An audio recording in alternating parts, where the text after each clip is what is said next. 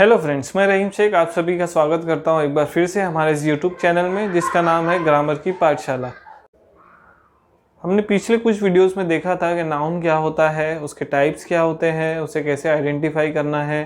फिर हमने ये भी देखा था कि सिंगुलर नाउन क्या होता है, प्लूरल नाउन क्या होता है, नाउन सिंगुलर को प्लूरल में करने के लिए क्या रूल्स हैं। फिर हमने देखा था नाउन और उसके जेंडर क्या क्या है। ठीक है, उसी सिलसिले को आगे बढ़ाते हुए आज इस वीडियो में हम सीखेंगे नाउन और केसेस, नाउन के क्या केसेस हैं। इस वीडियो में आगे बढ़ने से पहले, इस टॉपिक में आगे बढ़ने से पहले मैं आपको एक अपील करना चाहता हूँ। जैसे कि मैंने लास्ट वीडियो में आपसे कहा था कि महाराष्ट्र में कई जगह पे बाढ़ आई है और मैंने आपको हेल्प की अपील की थी और काफ़ी लोगों ने हेल्प भी किया है। ठीक है, तो अभी भी सिचुएशन जो है बहुत ख़राब है और सिर्फ महाराष्ट्र में नहीं, काफ़ी और जगह पे भी, जैसे बिहार में भी फ्लड्स आए हैं। तो मेरी आपसे यही अपील रहेगी कि जितना भी हो सके इन कैश और इन काइंड आप वहाँ पे मदद पहुँचा सके। और मदद पहुँचाने से पहले आपको ये वेरीफाई करना बहुत ज़रूरी है कि आप जहाँ भी मदद दे रहे हैं वो सही लोगों के तक जा रही है और सही सोर्स से जा रही है। ठीक है, चलिए बिना किसी टाइम वेस्ट किए आज हम बढ़ते हैं हमारे टॉपिक पे जिसका नाम है नाउन केसेस। तो सबसे पहला जो टाइप है वो है सब्जेक्टिव केस। सब्जेक्टिव को दूसरे नाम से हम क्या पुकारते हैं? नॉमिनेटिव। क्या पुकारते हैं? Nominative case. सब्जेक्टिव केस किसे कहते हैं? जब भी नाउन यूज होगा as a subject of the verb, when noun is used as a subject of the verb. कैसे यूज होगा? Subject of the verb. अब सब्जेक्ट ऑफ द वर्ब का मतलब क्या होता है?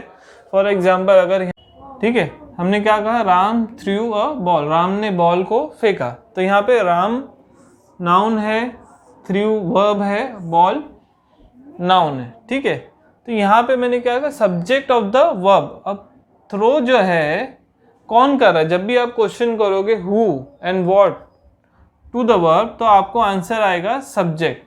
आंसर क्या आना चाहिए? सब्जेक्ट। तो who through the ball? Ram. तो यहाँ पे राम जो है इसको हम कहेंगे सब्जेक्टिव केस। क्या कहेंगे? सब्जेक्टिव केस, क्योंकि यहाँ पे राम जो है it is use as a subject of the verb. कैसे यूज हो रहा है? Subject of the verb. अगर हम दूसरा एग्जांपल, अगर यहाँ लक्ष्मण इज प्लेइंग फुटबॉल, अभी आपको पता है लक्ष्मण नाउन है, प्लेइंग क्या है? वर्ब, फुटबॉल भी क्या है? नाउन। ठीक है, तो यहाँ पे जो है लक्ष्मण और प्लेइंग है ना, तो यहाँ पे प्लेइंग वर्ब है। अगर हम वर्ब को पूछते हैं हु इज प्लेइंग, तो आंसर क्या मिलेगा? लक्ष्मण। ठीक है, तो लक्ष्मण यहाँ पे सब्जेक्ट है और सब्जेक्ट किसको कहते हैं? जिसके बारे में बात हो रही है, जिसके बारे में बात हो रही है। तो ये हमारा क्या हो जाएगा? Subjective case. अगर यहाँ पे आप देखोगे Lakshman is use as a subject of the verb, इसलिए क्या हो जाएगा? Subjective case. ठीक है, सब्जेक्ट किसे कहते हैं? जिसके बारे में बात हो रही है। जैसे फर्स्ट एग्जांपल में आप अगर देखें, राम, किसके बारे में बात हो रही थी? राम। किसने फेंका बॉल? राम ने। ओके, तो इसलिए ये सब्जेक्टिव केस हो गया, because it is use as a subject of the verb. यहाँ पे भी आपने देखा कि वर्ब के लिए यूज हो रहा है क्या? Lakshman. Who is playing? Lakshman. तो ये क्या हो जाएगा? हमारा सब्जेक्टिव केस। सेकेंड टाइप है ऑब्जेक्टिव केस। क्या है? Objective case. ऑब्जेक्टिव केस किसको बोलते हैं? When noun is used as an object of the verb. कैसा यूज हो रहा है? As an object of the verb. इससे पहले हमने क्या देखा था? Subject of the verb. अभी यहाँ पे क्या होगा? Object of the verb. Object of the verb का मतलब होता है जिसपे एक्शन हो रहा है। ठीक है, अगर यहाँ पे हम एग्जाम्पल देखें, और इसमें कभी भी दो तरीके के होते हैं।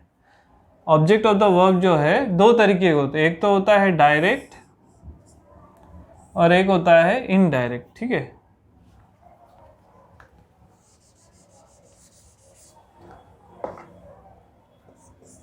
एक होता है डायरेक्ट ऑब्जेक्ट, एक होता है इनडायरेक्ट ऑब्जेक्ट।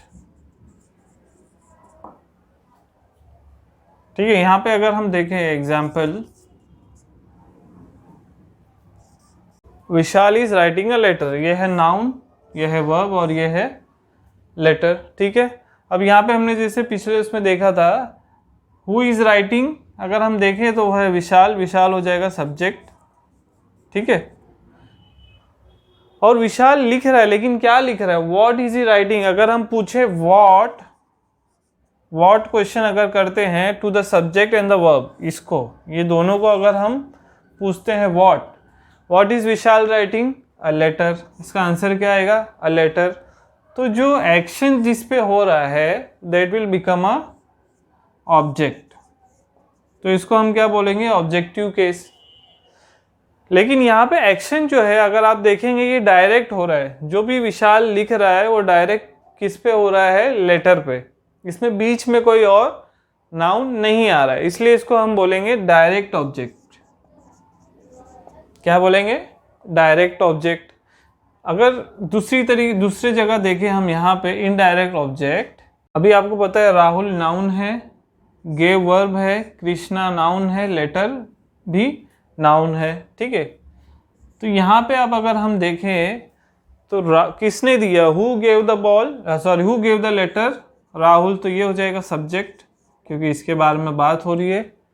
ओके, अगर हम पूछे what to the subject and the verb, what, तो ये हो जाएगा लेटर, तो लेटर क्या हो जाएगा, ऑब्जेक्ट, तो ये हो जाएगा डायरेक्ट ऑब्जेक्ट। ठीक है,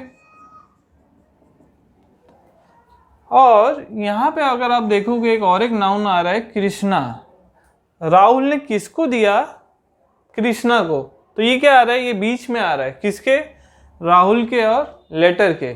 ठीक है, राहुल ने दिया लेटर, तो डायरेक्ट ऑब्जेक्ट फाइनल जो एक्शन है वो लेटर पे हो रहा है, लेकिन बीच में कौन है, बीच में जिस पे एक्शन हो रहा है वो कौन है, कृष्णा, तो इसके लिए ये क्या हो जाएगा, इनडायरेक्ट ऑब्जेक्ट। ये क्या हो जाएगा, इनडायरेक्ट ऑब्जेक्ट। ठीक है, तो हमने क्या देखा, ऑब्जेक्टिव केस किसे कहते हैं, whenever a noun is used as a object of the verb, तो उसको हम ऑब्जेक्टिव केस कहेंगे। उसमें भी दो बाइफरकेशन है, सबसे पहला है डायरेक्ट ऑब्जेक्ट, दूसरा है indirect object. Whenever there is a direct action on the object of the verb, तो उसको क्या कहेंगे हम, डायरेक्ट ऑब्जेक्ट। क्या कहेंगे, डायरेक्ट ऑब्जेक्ट, जब भी डायरेक्ट एक्शन होगा नाउन पे, ठीक है, जो रिसीव कर रहा है। और जब भी इनडायरेक्ट ऑब्जेक्ट होगा, जब भी नाउन और जब भी दो नाउन, जैसे कि यहाँ पे सब्जेक्ट था और यहाँ पे ऑब्जेक्ट था, इनके बीच में एक नाउन आ रहा है, तो इसको हम क्या कहेंगे, इनडायरेक्ट ऑब्जेक्ट। ओके, क्लियर है। नेक्स्ट केस है वोकेटिव केस। क्या है, वोकेटिव।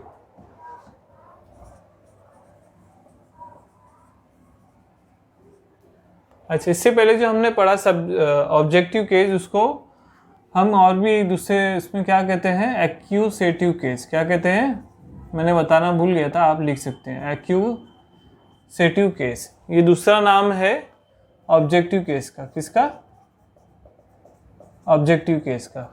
ठीक है, और थर्ड टाइप है वोकेटिव केस। वोकेटिव केस क्या होता है, when a noun is used to address someone, noun is used to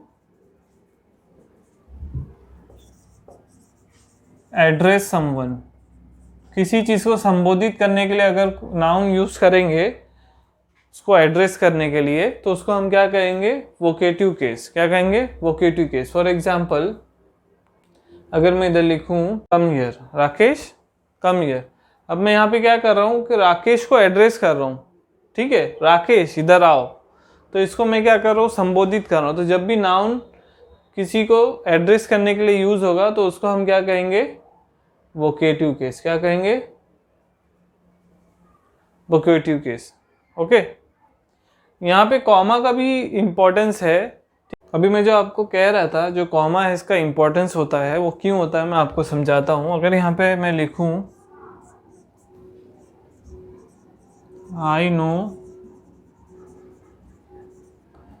Ramesh, तो इसका मतलब क्या हो जाएगा, मैं रमेश को जानता हूँ। ठीक है, तो यहाँ पे कोई एड्रेस नहीं हो रहा है, कहीं पे भी किसी को हम एड्रेस नहीं कर रहे, मैं बस एक जनरल स्टेटमेंट कह रहा हूँ कि आई नो रमेश। अगर इसी जगह मैं एक सिर्फ कॉमा डाल दूँ, क्या डाल दूँ, कॉमा, आई नो रमेश। तो यहाँ पे क्या हो जाएगा कि मैं रमेश को एड्रेस कर रहा हूँ, कि मैं क्या बोल रहा हूँ, रमेश मुझे मालूम है। तो इसके लिए कॉमा का इम्पोर्टेंस यहाँ पे है। अगर ये कॉमा हट जाएगा तो ये यहाँ पे वोकेटिव नहीं रहेगा, अगर कॉमा है तो ये क्या हो जाएगा, वोकेटिव, क्योंकि कॉमा आने से ये क्या हो रहा है, एड्रेस हो रहा है। ठीक है, नहीं तो एक सिंपल स्टेटमेंट हो जाता कि मैं रमेश को जानता हूँ। ठीक है, तो समझ में आया आपको इम्पोर्टेंस। तो इस तरीके से आप वोकेटिव केस को आइडेंटिफाई कर सकते हैं। पॉसेसिव केस, पॉसेसिव कब होता है, व्हेनेवर नाउन शोज ओनरशिप। क्या शो करेगा, ओनरशिप और बिलोंगिंगनेस, और बिलोंगिंगनेस। ठीक है, जब भी कोई नाउन ओनरशिप या बिलोंगिंगनेस शो करेगा उसको हम क्या कहेंगे, पॉसेसिव। एग्जाम्पल लेते हैं, जैसे हमने पॉसेसिव नाउन भी देखा था, तो वहीं पे क्या हमने क्या यूज़ किया था, एपोस्ट्रोफी एस। तो यहाँ पे भी वही होगा। अगर मैं यहाँ पे यूज़ करूँ, यहाँ पे मैंने क्या यूज़ किया, दिस इज राम्स बुक। तो यहाँ पे राम जो नाउन है उसको हमने क्या दिखाया है, ओनरशिप है, उसकी ओनरशिप किस पे है, बुक के ऊपर। तो ये क्या हो जाएगा, पॉसेसिव केस। क्या हो जाएगा, पॉसेसिव केस। अगर हम सेकेंड एग्जांपल ले, शाम के लिए क्या यूज़ कर रहा हूँ, पॉसेसिव, तो ये क्या हो जाएगा, पॉसेसिव केस। तो आपने समझ लिया पॉसेसिव केस क्या होता है। अभी किसी भी सेंटेंस में किसी भी नाउन के लिए पॉसेसिव बनाना, ये हम सीखेंगे आगे कि किसी को भी पॉसेसिव अगर बनाना है तो कहाँ पे एपोस्ट्रोफी एस यूज़ करना है, ये कहाँ पे सिर्फ एस यूज़ करना है, हर जगह एपोस्ट्रोफी एस यूज़ नहीं कर सकते। तो हम आगे वही देखेंगे कि कहाँ कहाँ पे हमको एपोस्ट्रोफी एस यूज़ करना है और कहाँ पे हमको सिर्फ एपोस्ट्रोफी यूज़ करना है टू शो ओनरशिप या बिलोंगिंगनेस। ठीक है, तो सबसे पहला रूल जो है, अगर जहाँ पे भी नाउन में एस नहीं आ रहा है, ठीक है, चाहे वो प्लूरल हो या ना हो, तो वहाँ पे हम क्या करेंगे, एपोस्ट्रोफी एस लगा देंगे। फॉर एग्जाम्पल, जैसे अभी हमने यहाँ पे लिखा था राम, ठीक है, तो इसको क्या करना है, एपोस्ट्रोफी एस लगा देना है। तो ये क्या हो जाएगा, राम्स। तो मैं यहाँ पे लिख दिया सपोज राम्स बुक। अब राम जैसे मैंने बोला ये सिंगुलर है, ये क्या है, सिंगुलर, लेकिन इसके एंड में एस नहीं आ रहा था, इसके लिए हमने क्या कहा, क्या लगाया, एपोस्ट्रोफी एस। अगर यहीं पे होता मैन, क्या होता, मैन, ये तो प्लूरल है, तो प्लूरल के आगे भी अगर एस नहीं है तो इसको भी ओनरशिप दिखाने के लिए, पॉसेसिव बनाने के लिए हम यहाँ पे एपोस्ट्रोफी एस यूज़ करेंगे। मेंस बुक क्या कर देंगे हम लोग। तो ये पहला रूल आपको समझ में आ गया। अगर एंड में, किसी भी नाउन के एंड में अगर एस नहीं है, चाहे वो प्लूरल हो या सिंगुलर हो, तो वहाँ पे हम क्या करेंगे, एपोस्ट्रोफी एस दिखाएंगे टू शो ओनरशिप और बिलोंगिंगनेस। ठीक है, नेक्स्ट रूल है, अगर एंड में एस आ रहा है, क्या आ रहा है, एस, और वो प्लूरल भी है, तो हम क्या कहेंगे, वहाँ पे सिर्फ एस लगाएंगे, सिर्फ क्या करेंगे, एपोस्ट्रोफी लगाएंगे। फॉर एग्जाम्पल, ये था रूल 1।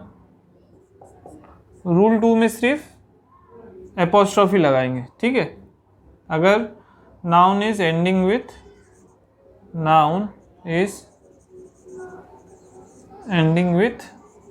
एस, यहाँ पे noun is not ending with S, तो हमने क्या किया, ऐड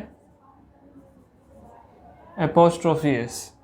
ठीक है, नाउन अगर एंड नहीं हो रहा है, अगर noun is ending with S, तो यहाँ पे हम क्या करेंगे, ऐड एपोस्ट्रोफी। ठीक है, फॉर एग्जाम्पल, अगर यहाँ पे है, जैसे अभी मैंने यहाँ पे क्या कहा कि अगर कोई भी नाउन एंड हो रहा है एस के साथ, फॉर एग्जाम्पल बॉयज़, ठीक है, अगर यहाँ पे सेंटेंस लिखते हैं, this is boys hostel, this is boys hostel. अभी ये बॉयज़ तो है नाउन, और एंड किससे हो रहा है, एस से, और ये कौन सा नाउन है? कॉमन। कौन सा नाउन है? कॉमन। तो यहाँ पे क्या करोगे आप? एपोस्ट्रोफी एस नहीं डालोगे, आप क्या करोगे? सिर्फ एस के बाद एक एपोस्ट्रोफी लगा दोगे। क्या लगा दोगे? एस के बाद एक एपोस्ट्रोफी। तो ये क्या हो जाएगा? अब ये पोजीशन दिखाएगा। ठीक है। अगर इसी की जगह होता, यहाँ पे मैं लिखता रॉस, यहाँ पे मैं लिखता रॉस, ये ऑलरेडी एंड हो रहा है, लेकिन ये क्या है? प्रॉपर नाउन है। तो यहाँ पे आपके पास डिस्टिंक्शन है कि आप एपोस्ट्रोफी एस भी लगा सकते हैं या सिर्फ एपोस्ट्रोफी भी लगा सकते हैं। ठीक है, ये आपके पास यहाँ पे डिस्टिंक्शन है। लेकिन जब भी कॉमन नाउन होगा तो आपको एस के बाद एपोस्ट्रोफी लगाना है टू शो द ओनरशिप और पोजीशन। ठीक है। अगर एक और एक एग्जांपल देखें, ठीक है, तो यहाँ पे आप देखोगे पेरेंट्स नाउन है और एस कॉमन नाउन है और किससे एंड हो रहा है? एस से। तो यहाँ पे क्या होगा? एपोस्ट्रोफी कहाँ आएगा? एस के बाद। ये आपको समझ में आ गया? तो पैरा रूल हमने क्या देखा? Whenever a noun is not ending with S, so you will have to add apostrophe s to show belongingness or to show ownership. But whenever a noun is ending with s, you will have to check whether it's a common noun or a proper noun. Check करने की ज़रूरत नहीं है, आप यहाँ पे एक यही रूल बना दीजिए कि कॉमन हो या प्रॉपर नाउन हो, आप वहाँ पे s के बाद जो है apostrophe लगा देना। ठीक है, तो आपका ये क्या बन जाएगा? ओनरशिप। तो ये दो रूल आपको समझ में आ गए। इसके आगे भी और भी रूल्स है, चलिए हम वो भी देखते हैं। थर्ड टाइप है अगर कॉमन पोजीशन होता है। कॉमन पोजीशन का मतलब होता है दो जन का पोजीशन उस पर दिया हुआ है या उस पर है, एक ही चीज़ पे दो जन का पोजीशन है, तो उसको क्या कहेंगे हम? Common position. यहाँ पे एक चीज़ मैं भूल गया था आपको बताना, पॉजिटिव केस को एक और एक नाम से क्या बुलाते हैं? Generative case. क्या बुलाते हैं? Generative case. तो अगर कहीं पे भी अगर कॉमन पोजीशन है, जैसे दो लोगों का हक उस पे है, तो वहाँ पे कैसे यूज़ करेंगे? For example Ramesh and Suresh house. अब यहाँ पे किसकी बात हो रही है? रमेश और सुरेश का घर। ठीक है, अब यहाँ पे क्या हो रहा है? ये जो घर है ये दोनों का है, रमेश का भी है और सुरेश का भी। तो अब एपोस्ट्रोफी एस कहाँ पे आएगा? इस पे आएगा। किस पे? खाली सुरेश पे आएगा। जो भी लास्ट में आता है उस वर्ड पे, उस नाउन पे आपको एपोस्ट्रोफी एस लगाना है। ठीक है, तो जब भी ये केस होगा कि कॉमन पोजीशन होगा किसी भी चीज़ पे, तो वहाँ पे एस सिर्फ जो है वो किस पे आएगा? लास्ट वाले नाउन पे, जो आखिर में आ रहा है, जो एंड में आ रहा है। ओके, इसी तरीके से अगर यहाँ पे सुरेश की जगह होता कोई भी वर्ड जो एस से एंड हो रहा है, तो आप क्या करते? सिर्फ एपोस्ट्रोफी लगाते, लेकिन सिर्फ लास्ट में ही लगाना है आपको, ऐसा नहीं कि आप दोनों पे लगाओगे। ठीक है, अब यही चीज अगर हम देखते हैं, अगर स्प्लिट पोजीशन है, क्या है? स्प्लिट पोजीशन, कॉमन पोजीशन नहीं है, स्प्लिट पोजीशन है। ठीक है, एग्जाम्पल अदर। अभी यहाँ पे देखो, यहाँ पे क्या हो रहा है? Ramesh marks and Suresh marks, मतलब रमेश का मार्क और सुरेश का mark are opposite to each other. यहाँ पे हम सिर्फ रमेश और सुरेश का एक ही मार्क्स नहीं है, इसने जो एग्ज़ाम दिया है इसके मार्क्स कुछ और है, सुरेश ने जो मार्क्स दिए एग्ज़ाम दिया उसके कुछ मार्क्स और है। तो यहाँ पे आपको यही देखना है कि यहाँ पे स्प्लिट पोजीशन है, और जब भी स्प्लिट पोजीशन होगा आपको क्या करना है? Add apostrophe s to both the nouns. जो नाउन में आपको दिखेगा पोजीशन, उसमें दोनों में आपको एपोस्ट्रोफी एस लगाना है, क्योंकि यहाँ पे क्या है? Split position. अगर कॉमन पोजीशन रहता, दोनों एक ही चीज़ पे दो जन का हक रहता, तो वहाँ पे क्या करते? आप सिर्फ एपोस्ट्रोफी एस लगाएंगे, वो भी लास्ट में, या एपोस्ट्रोफी लगाएंगे एंड में। और अगर स्प्लिट है तो आपको क्या करना पड़ेगा? दोनों पे एपोस्ट्रोफी एस या एपोस्ट्रोफी लगाना पड़ेगा। क्लियर है ये भी? अगर जब भी कंपाउंड नाउन्स रहेगा, कंपाउंड नाउन्स हमने देखा था, जब भी दो वर्ड्स और दो नाउन को यूज़ करके एक नाउन बनता है, उसका जो कि मीनिंग कुछ और भी हो सकता है दोनों नाउन के अलावा, तो उसको हम क्या कहते हैं? Compound noun. फॉर एग्जांपल अगर यहाँ पे लिखते हैं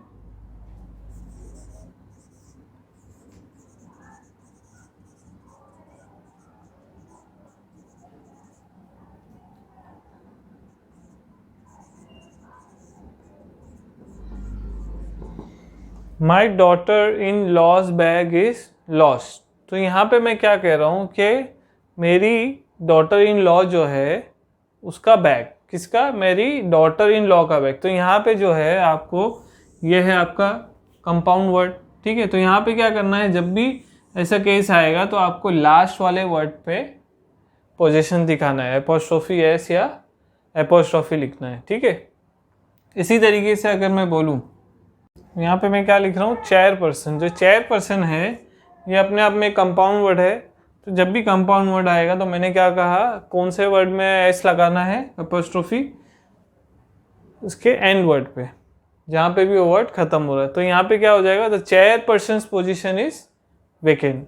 ओके, ये भी आपको समझ में आ गया। जब भी कंपाउंड नाउन होगा तो जो लास्ट वर्ड है उसमें ही आपको एपोस्ट्रोफी एस लगाना है या एपोस्ट्रोफी लगाना है, to make it to show ownership और to show belongingness. Okay, next है इन एनिमेट ऑब्जेक्ट। यानी कि जब भी इन एनिमेट ऑब्जेक्ट होगा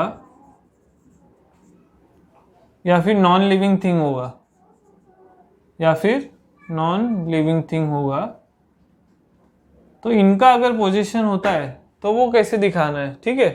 तो यहाँ पे अगर मैं बोलूँ, यहाँ पे मैं क्या बोल रहा हूँ, कुर्सी की लात जो है वो टूट गई है। तो यहाँ पे जब भी आप चेयर के साथ एपोस्ट्रोफी एस लगाओगे तो वो हो जाएगा गलत।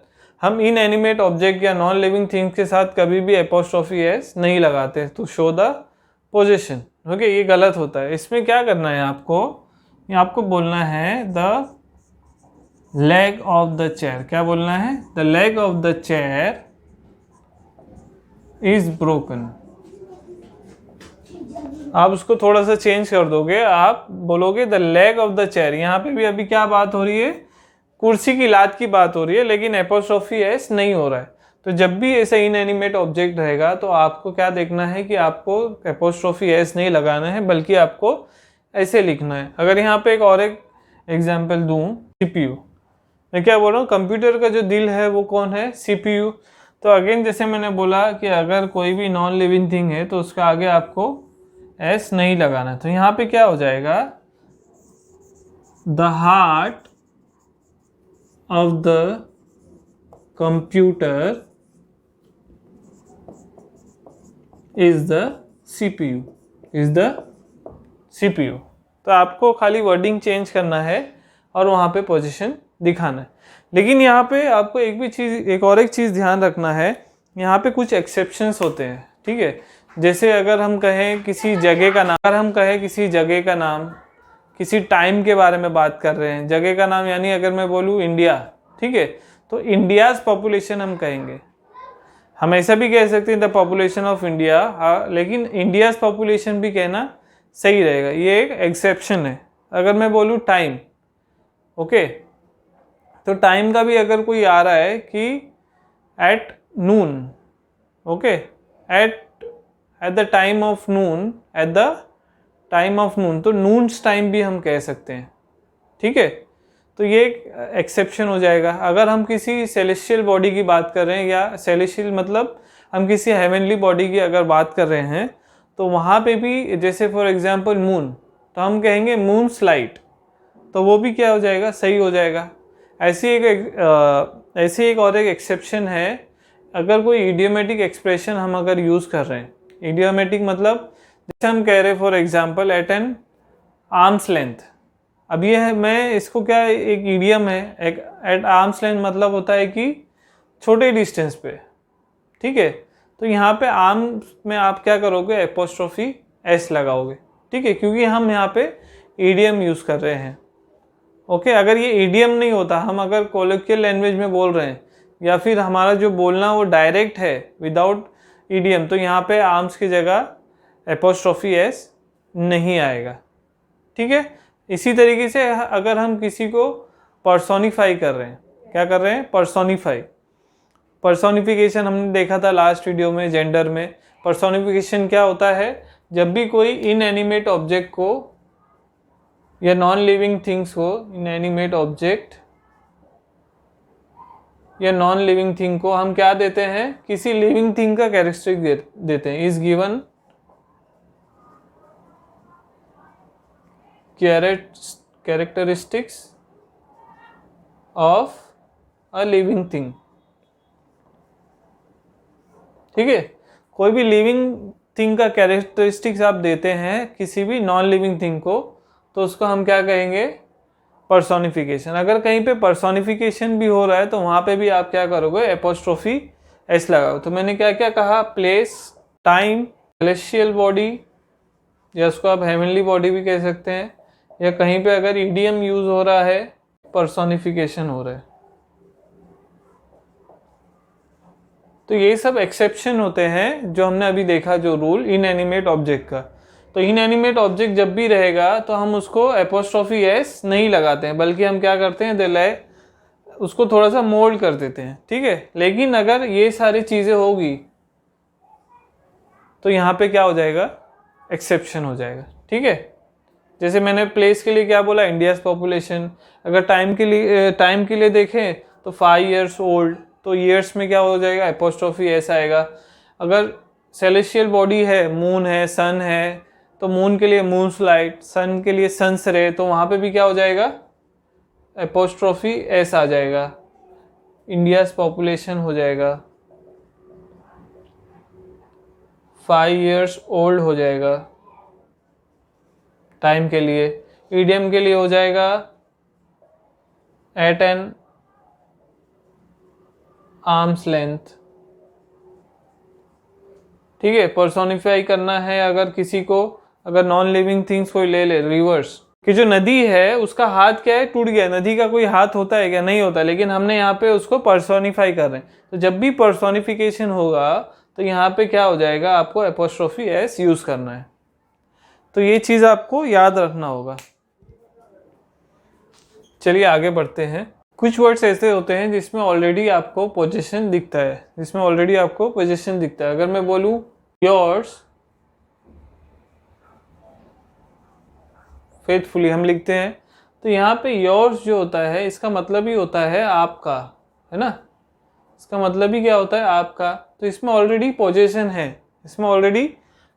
है, तो इसको आप वापस से एपोस्ट्रोफी एस या फिर एपोस्ट्रोफी नहीं लगाओगे, इसको ऐसे ही रखना है। अगर एक एग्जांपल अगर हम देखें, है ना, माइन, तो ये सब क्या है, ये पहले से मी नहीं है, माइन, यहाँ पे पहले से आपको पोजीशन दिख रहा है। तो जो वर्ड जिसमें आपको पहले से पोजीशन दिखे, उसको आपको वापस से एपोस्ट्रोफी एस या एस नहीं लगाना है। ठीक है, नेक्स्ट रूल अगर हम देखें तो नेक्स्ट रूल में क्या है, अगर कुछ चीज़ें होती है जैसे कि किसी जगह का नाम होता है तो हम उसके ओनर के नाम पे याद करते हैं। जैसे कि फॉर एग्जांपल अगर हम देखें तो कोई बोलता है कि let's go to the Pooja's for a breakfast. ठीक है, पूजा जो है ये एक ईटरी है। यहाँ पे पूजा का नाम एक्चुअल में पूजा नहीं है, जो व्यक्ति है वो नहीं है, लेकिन क्या होता है यहाँ पे हम यूज कर रहे हैं to give a position to his. यहाँ पे हम जो यूज कर रहे हैं वो इसलिए यूज कर रहे हैं, बताना चाहते हैं कि ये जो जगह है वो पूजा है। यहाँ पे हो सकता है पूजा का ईटरी है, पूजा का एक रेस्टोरेंट है जहाँ पे ब्रेकफास्ट मिलता है। तो यहाँ पे क्या इन लोग कहना चाह रहे हैं, चलो हम पूजा के रेस्टोरेंट में जाते हैं जहाँ पे हमको ब्रेकफास्ट खाना है। ठीक है, कभी कभी होता है हम कहते हैं किसी कॉलेज के नाम पे या स्कूल के नाम पे, क्या कहते हैं हम, let's go to the saint Anthony's. हम क्या कहते हैं, let's go to the saint Anthony's. तो यहाँ पे भी एक जगह का नाम है, कॉलेज का नाम है, उसके आगे आप क्या कर रहे हो, पोजीशन लगा रहे। मतलब बोलने का यहाँ पे है, चलो हम सेंट एंथोनीज नाम का जो कॉलेज है या स्कूल है वहाँ पे जाना है। तो ऐसे भी हम कुछ केसेस में एपोस्ट्रोफी एस यूज करते हैं। ठीक है, तो ये सब चीज़ों से आपको पोजीशन दिखता है। तो उम्मीद करता हूँ मैंने आज हमने जो सीखा है वो सब आपको याद है। हमने सबसे पहले क्या सीखा कि केसेस 4 टाइप के हैं, subjective case, objective case, vocative case and possessive case. ठीक है, सब्जेक्टिव केस हम किसे कहते हैं, जब भी नाउन जो है it is use as a subject of the verb, तो उसको हम कहते हैं सब्जेक्टिव केस। और जब भी noun is use as an object of the verb उसको हम कहते हैं ऑब्जेक्टिव केस। और जब भी किसी नाउन को एड्रेस करते हैं तो उसको हम कहते हैं वोकेटिव केस। और last but not the least, जब भी हम किसी नाउन का पोजीशन दिखाते हैं उसको हम कहते हैं पॉजेसिव केस। और उसको पोजीशन कैसे कैसे दिखाना है हमने वो भी सीखा है कि अगर कोई वर्ड एंड होगा एस से तो उसको कैसे पोजीशन दिखाना है, कोई एंड नहीं हो रहा है एस से तो उसको कैसे पोजीशन दिखाना है, इनएनिमेट ऑब्जेक्ट को कैसे पोजीशन दिखाना है, कंपाउंड नाउन को कैसे पोजीशन दिखाना है। और उसमें हमने एक्सेप्शन भी देखा था। फिर हमने ये भी देखा था कि कोई चीज़ें हैं जिसमें और भी पहले से पोजीशन होता है कोई वर्ड्स में, तो उसको कैसे करना है, ये चीज़ें हमने आज सीखी है। तो चलिए हम हमेशा जैसे हमें टेस्ट एक्सरसाइज लेकर आते हैं, तो इस वीडियो के बाद भी आपके लिए टेस्ट एक्सरसाइज है, तो देखते रहिए, वीडियो बने रहिए हमारे साथ। इस वीडियो के बाद भी आपके लिए टेस्ट एक्सरसाइज है, तो देखते रहिए, वीडियो बने रहिए हमारे साथ। जैसे कि मैंने कहा था, हम वापस से टेस्ट एक्सरसाइज आपके लिए लाए हैं इस टॉपिक के लिए भी। तो हमने कुछ यहाँ पे क्वेश्चंस उतारे हैं, आपको क्या करना है, इसको जल्दी से कॉपी करना है। वीडियो यहाँ पे आप मांगता है तो पॉज कर सकते हैं। कॉपी करने के बाद आपको इसके आंसर्स नोट डाउन करना है। आंसर नोट डाउन करने के बाद थोड़ी देर बाद मैं आपको वापस से इसका आंसर बताऊंगा कि सही आंसर क्या है। फिर आप इसको टैली कर सकते हैं अपने आंसर के साथ, और आप चेक कर सकते हैं कि आपको कितना राइट आया है, कितना रॉन्ग। ठीक है, और फिर आप जो है अपने कमेंट सेक्शन में आप अपने मार्क्स भी डाल सकते हैं कि किसको कितने मार्क्स आए। ठीक है, चलिए आप जल्दी से नोट डाउन कर लीजिए। उम्मीद है आपने अपना आंसर जो है नोट डाउन कर लिया है। चलिए चेक करते हैं कि आपको कितना राइट आया है। उम्मीद करूंगा कि सबको राइट आंसर ही आए। चलिए देखते हैं। तो सबसे पहले मैंने यहाँ पे लिखा हूँ आइडेंटिफाई द केस। तो जो भी मैंने यहाँ पे वर्ड्स अंडरलाइन किया हूँ, आप इसको आइडेंटिफाई करना है कि कौन सा केस में यूज़ हो रहा है नाउन। तो यहाँ पे जो है पेस्ट्रीज जो है, अगर हमने क्या कहा था कि जब भी अगर हु का क्वेश्चन करते हैं हम नाउन को, अगर वो आंसर हमें मिलता है तो वो हमारा होता है सब्जेक्ट, तो वो क्या हो जाएगा सब्जेक्टिव। अगर यहाँ पे हम लगाए हु इज ईटिंग पेस्ट्रीज तो आएगा संजय, तो संजय तो हो जाएगा सब्जेक्टिव केस। लेकिन पेस्ट्रीज क्या है, व्हाट इज संजय ईटिंग, अगर हम पूछे what to the subject and the verb, अगर व्हाट क्वेश्चन करते हैं तो हमें आंसर क्या आएगा पेस्ट्रीज। इसके लिए हमारा क्या हो जाएगा ऑब्जेक्ट, क्या हो जाएगा, और ये हो जाएगा ऑब्जेक्टिव केस। और यहाँ पे डायरेक्ट ऑब्जेक्ट हो जाएगा, क्या हो जाएगा डायरेक्ट ऑब्जेक्ट, क्योंकि बीच में और कोई नाउन नहीं आ रहा है। अगर आपने इसको सही लिखा है तो आपको मिल जाएगा 1 मार्क। कितना, 1 मार्क। नेक्स्ट है संजना कम हियर। अंडरलाइन किसको किया है, संजना। तो यहाँ पे आप देखोगे कि हम संजना को एड्रेस कर रहे हैं कि संजना कम हियर। तो जब भी हम नाउन को एड्रेस करते हैं वो कौन सा केस बन जाता है, वो कौन सा केस बन जाता है, वोकेटिव केस। कौन सा बनता है, वोकेटिव केस। अगर आपने ये लिखा है तो आपको 1 मार्क मिल जाएगा। नेक्स्ट है Sameer gave Raj a gift. अब यहाँ पे आप देखोगे समीर हु गेव, अगर हम हु पूछते हैं टू द वर्ब तो ये हमें आंसर क्या मिलता है समीर, तो ये तो हो जाता था हमारा सब्जेक्टिव केस।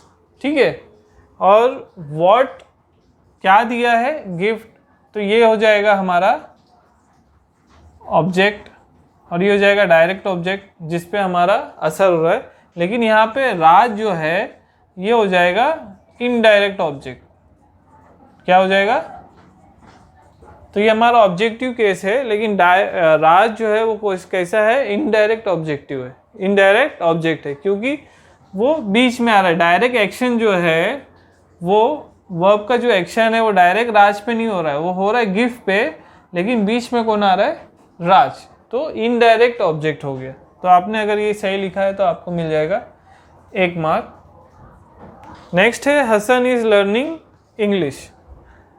तो हु इज लर्निंग अगर हम पूछेंगे तो हमें आंसर क्या मिलेगा, हसन, तो ये हमारा क्या हो जाएगा सब्जेक्टिव केस, क्या हो जाएगा। अगर आपने सही लिखा है तो आपको मिल जाएगा 1 मार्क। रूपास सक्सेस इज आउटस्टैंडिंग, अगर आप यहाँ पे देखें तो क्या यूज़ हो रहा है, एपोस्ट्रोफी एस। जब भी एपोस्ट्रोफी एस यूज़ होगा तो ये कौन सा केस हो जाएगा, पॉजेसिव। अगर आपको ये सब सही आया है तो यहाँ पे आपको टोटल मिल जाएगा 5 मार्क। ठीक है, उम्मीद करता हूँ आपको सही आ रहा है। चलिए नेक्स्ट उसमें आते हैं। यहाँ पे मैंने क्या लिखा था, यूज एपोस्ट्रोफी एस और एपोस्ट्रोफी टू शो पोजीशन। तो कहाँ पे आपको एपोस्ट्रोफी एस लगाना है या सिर्फ एपोस्ट्रोफी लगाना है वो आपको यहाँ पे बताना था। तो जैसे कि यहाँ पे मैंने लिखा हूँ Sita pen is not working. ठीक है, किसकी पेन, सीता की। अब पोजीशन बताना है सीता को, तो आप एपोस्ट्रोफी एस लगाओगे कि एपोस्ट्रोफी लगाओगे। तो हमने अगर रूल देखा था, जब भी एस नहीं होगा, चाहे वो प्लूरल हो या सिंगुलर हो, तो हमें क्या करना पड़ेगा, एपोस्ट्रोफी एस लगाना पड़ेगा। तो यहाँ पे हो जाएगा सीतास। तो अगर आपने एपोस्ट्रोफी एस लगाया है तो आपको मिलेगा 1 मार्क। नेक्स्ट है सीजर्स हैंडल्स केम ऑफ। ठीक है, तो यहाँ पे ऑलरेडी एस है तो आप वापस से एपोस्ट्रोफी एस नहीं लगाओगे। अगर रूल आपको पता है कि जब भी एस होता है तो हमें वापस से एस लगाने की ज़रूरत नहीं है, आप सिर्फ क्या करोगे, एपोस्ट्रोफी लगा दोगे। अगर आपने एपोस्ट्रोफी लगाया सिर्फ तो आपको यहाँ पे मिल जाएगा 1 मार्क। नेक्स्ट है Jim and Kim mother is hospitalise. ठीक है, यहाँ पे जो है हम बात कर रहे हैं, जो जिम और किम की मदर है वो हॉस्पिटलाइज हो गई है। तो यहाँ पे क्या करोगे, ये एपोस्ट्रोफी एस लगाओगे।